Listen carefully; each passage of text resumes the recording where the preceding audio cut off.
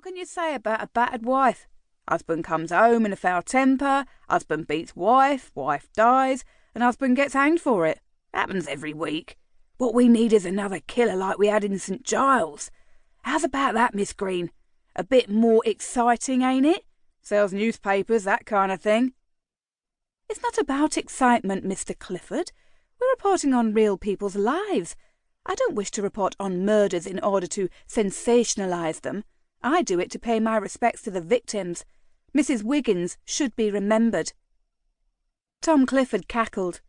Ha! You have a nobler cause than the rest of us, don't you, Miss Green? I ignored him and noted down the date and time at the top of my page. Tuesday, 4th of March, 1884, 10 o'clock.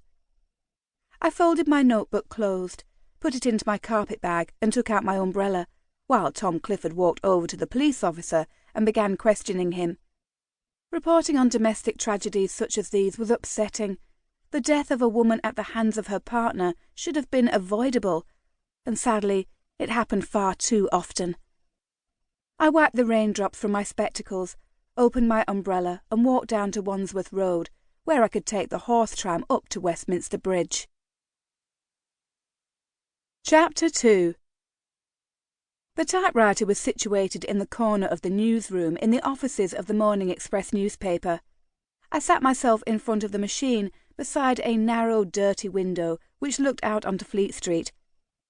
If I'd cared to peer through the grime, I would have been able to see the upper section of the letter N, which formed part of the large iron signage across the facade of our building.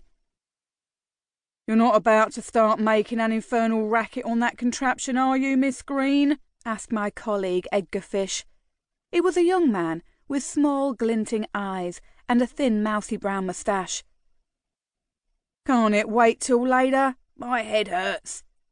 As a result of beer and the old Cheshire cheese yesterday evening, or of Mrs. Fish scolding you when you returned home?"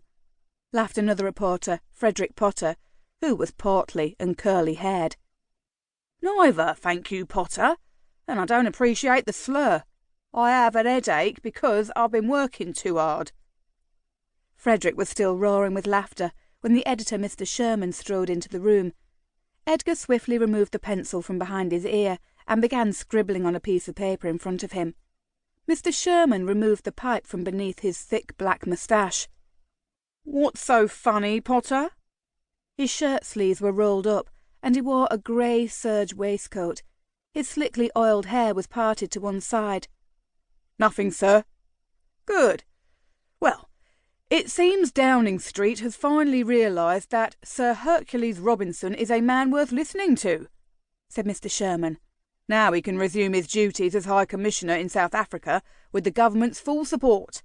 Fish, you'll need to be at the Empire Club this evening to hear his address." "Yes, sir."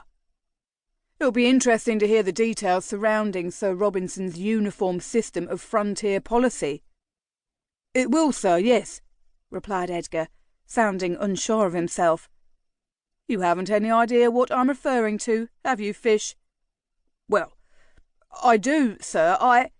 It will put an end to the clashes between the Europeans and the natives.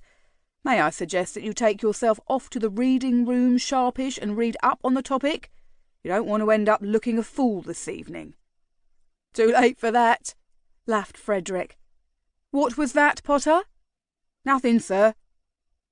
"I need to speak to Purvis, the parliamentary reporter, but he's not here again. Ah, Miss Green." I jumped at the sound of my name. Until that moment I had hoped Mr. Sherman wouldn't spot me in the corner of the room. "Stop typewriting. You're required in my office. Mr. Conway wishes to see you." The mention of the proprietor's name provoked a sharp intake of breath from Edgar. My heart began to pound wildly in my chest. "May I ask why?" I replied, tentatively rising from my seat and smoothing out my skirts. "All will be explained. Come along now. Mr. Conway is a busy man." I followed the editor to his office and tried to recall which of my recent articles was most likely to have upset the owner of the Morning Express. Perhaps someone had made a complaint about me. My mouth felt dry as I walked into Mr. Sherman's office. The room smelled of pipe smoke and had greasy...